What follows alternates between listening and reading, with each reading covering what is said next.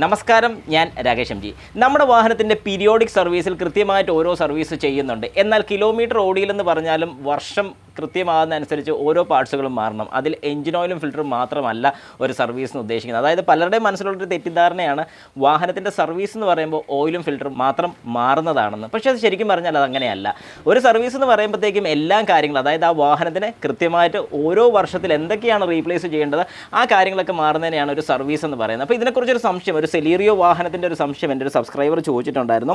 ചോദിച്ചിരിക്കുന്നത് മോഹൻ കൃഷ്ണയാണ് ചോദിച്ചിരിക്കുന്നത്. ചോദ്യം ഇങ്ങനെയാണ്: ഹായ് രാകേഷ് ബ്രോ, നമ്മുടെ കാറിൽ പീരിയോഡിക്കലി ചേഞ്ച് ചെയ്യേണ്ട പാർട്സുകളുണ്ടല്ലോ, അതൊക്കെ കിലോമീറ്റർ ഓർ മന്ത്സ് നോക്കിയാണല്ലോ ചേഞ്ച് ചെയ്യേണ്ടത്. എൻ്റെ car Maruti Suzuki Celerio 2014 VXI ആണ്. അപ്രോക്സിമേറ്റ്ലി 38,000 കിലോമീറ്റർ ഓടിയിട്ടുണ്ട് ഇതുവരെ.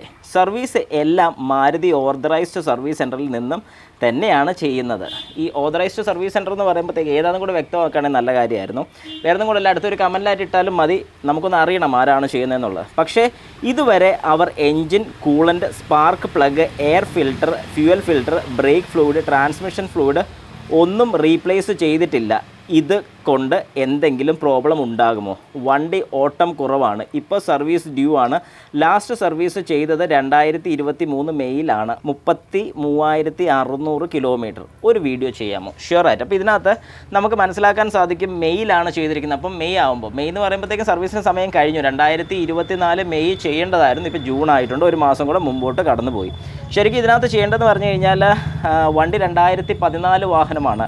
2014 24 ആയപ്പം 10 വർഷമായി. 8ാമത്തെ വർഷം ആകുന്ന സമയത്ത് ഈ വാഹനത്തിൻ്റെ ഫ്യൂവൽ ഫിൽട്ടർ, അതായത് സെലീറിയോ വാഹനത്തിൻ്റെ ഒരു കുഴപ്പമാണ്, ഫ്യൂവൽ ഫിൽട്ടർ വരുന്നത് ടാങ്കിനകത്താണ്. അതായത് ഫ്യൂവൽ ടാങ്കിനകത്താണ് ഫ്യൂവലിൻ്റെ ഫിൽട്ടർ വരുന്നത്. മസ്റ്റായിട്ടും അത് റീപ്ലേസ് ചെയ്തോ ഇല്ലേ എന്നുള്ളത് കൺഫേം ആക്കിയിരിക്കണം. അതായത് അത് റീപ്ലേസ് ചെയ്തിട്ടില്ലെങ്കിൽ മസ്റ്റായിട്ട് അത് മാറിക്കണം. കാരണം എന്താണെന്ന് പറഞ്ഞാൽ വഴി വെച്ച് വല്ലതും ബുദ്ധിമുട്ട് വല്ലതും വന്നാൽ, അല്ലെങ്കിൽ ആ ഫിൽറ്ററിന് എന്തെങ്കിലും ബ്ലോക്കോ വല്ലതൊക്കെ വന്നു കഴിഞ്ഞാൽ ഒന്നും ചെയ്യാൻ പറ്റത്തില്ല. കാരണം ലിഫ്റ്റേ കയറ്റി ടാങ്ക് ഊരിയെടുത്ത് ടാങ്കിൽ നിന്നും പമ്പ് അഴിച്ചെടുത്ത് പമ്പിനകത്തുള്ള ഫിൽറ്ററാണ് മാറേണ്ടത്. കാരണം സെലീറിയോയ്ക്ക് മാത്രം ഇങ്ങനെ ഒരു ബുദ്ധിമുട്ട് എനിക്ക് ഫീൽ ചെയ്തിട്ടുള്ളത് കേട്ടോ. ഇച്ചിരി ബുദ്ധിമുട്ടാണ് അതിൻ്റെ ഫിൽറ്റർ മാറുക. ബാക്കിയുള്ള വാഹനത്തിനൊക്കെ ഫിൽറ്റർ മാറാൻ എളുപ്പമാണ്. അപ്പോൾ അത് ജസ്റ്റ് ഞാൻ പറഞ്ഞതേ ഉള്ളൂ. പിന്നെ ഇതിനകത്ത് പറയുന്ന പോലെ കൂളൻ്റ്, ബ്രേക്ക് ഫ്ലൂയിഡ് കാര്യങ്ങളൊക്കെ കൃത്യം 2 വർഷം അല്ലെങ്കിൽ 20,000 കിലോമീറ്റർ കൂടുമ്പോൾ മാറേണ്ടതായിരുന്നു. എന്തുകൊണ്ട് മാറിയില്ലെന്നുള്ളത് ഷോറൂമിൽ ചെന്ന് ചോദിക്കുക, അല്ലെങ്കിൽ അവരോട് ചെന്ന് ചോദിക്കുക ഇത് മാറിയിട്ടുണ്ടോ ഇല്ലെന്ന്. കാരണം ചിലപ്പം കസ്റ്റമർ അറിഞ്ഞു കാണാത്തതായിരിക്കും. ഒരു കാരണവശാലും ഒരു ഓതറൈസ്ഡ് സ്ഥലത്ത് അത് മാറാതിരിക്കത്തില്ല. പിന്നെ അല്ലെങ്കിൽ കസ്റ്റമറുടെ കൺസേൺ ഉണ്ടെങ്കിൽ, ഇപ്പോൾ കസ്റ്റമർ പറയുകയാണ് എനിക്ക് കൂളൻ്റ് മാറണ്ട, ബ്രേക്കിൻ്റെ ഫ്ലൂയിഡ് മാറണ്ട എന്ന് പറയുകയാണെങ്കിൽ മാത്രം അവർ മാറാതിരിക്കത്തുള്ളൂ. അല്ലാത്ത പക്ഷം ഒരു കാരണവശാലും അവർ മാറാതിരിക്കത്തില്ല. അതെനിക്ക് 100% ഉറപ്പാണ്. എന്നാലും ഒന്നുകൂടെ ഒന്ന് കൺഫേം ആക്കുക, എന്നാണ് കൂളൻ്റ് മാറിയിരിക്കുന്നത്, എന്നാണ് ബ്രേക്ക് ഫ്ലൂയിഡ് മാറിയിരിക്കുന്നത്. ബ്രേക്ക് ഫ്ലൂയിഡും കൂളൻ്റും ഓരോ 2 വർഷം കൂടുന്നവരും മാറേണ്ട കാര്യമാണ്. പിന്നെ ഈ പറയുന്ന പോലെ എയർ ഫിൽട്ടർ, സ്പാർക്ക് പ്ലഗ് കാര്യങ്ങളൊക്കെ 40,000 കിലോമീറ്റർ കൂടുമ്പോൾ റീപ്ലേസ് ചെയ്യണം. അതായത് ഞാൻ ജസ്റ്റ് ഒന്ന് ഒരു ഇതുപോലെ ഒന്ന് പറഞ്ഞു തന്നേക്കാം. 10,000 കിലോമീറ്ററിൽ ഓയിലും ഫിൽറ്ററും മാറുക, 20,000 കിലോമീറ്ററിൽ engine oil, coolant, brake fluid, AC filter, ഇത്തരം കാര്യങ്ങൾ മാറുക, 30,000 കിലോമീറ്ററിൽ ഓയിലിൻ്റെ ഫിൽറ്ററും AC ഫിൽറ്ററും മാറുക, 40,000 കിലോമീറ്ററിൽ engine oil, coolant, brake fluid, spark plug, air filter, ഇത്രയും കാര്യങ്ങൾ മാറുക. 50,000 ഓയിലും ഫിൽറ്ററും, 60,000 engine oil, coolant, brake fluid, പിന്നെ AC ഫിൽറ്റർ, ഇത്രയും കാര്യങ്ങൾ. ഇത് പിന്നെ 80 വരുന്ന സമയത്ത് ഫ്യൂവൽ ഫിൽറ്റർ. ഇനി 80 മാറിക്കഴിഞ്ഞാൽ പിന്നെ 160 നമ്മൾ പിന്നെ ഫ്യൂവൽ ഫിൽറ്റർ നോക്കത്തുള്ളൂ, അല്ലെങ്കിൽ മാറാൻ വേണ്ടി ശ്രമിക്കത്തുള്ളൂ.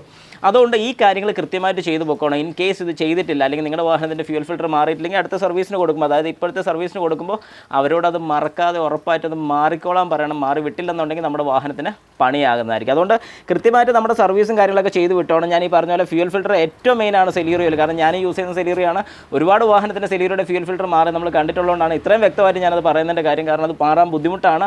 പുറത്താണെങ്കിൽ അതൊക്കെ മാറി കിട്ടാൻ പാടായിരിക്കും. വഴിയിലെങ്ങാനും പെട്ടുപോയി എന്തെങ്കിലും ബുദ്ധിമുട്ട് വന്നു പോയിട്ടുണ്ടെങ്കിൽ പ്രശ്നമാകും. അതുകൊണ്ട് ആ ഒരു പ്രശ്നം വരാത്ത രീതിയിൽ എത്രയും പെട്ടെന്ന് മാറി വിടുന്നതാണ് ഏറ്റവും നല്ലത്.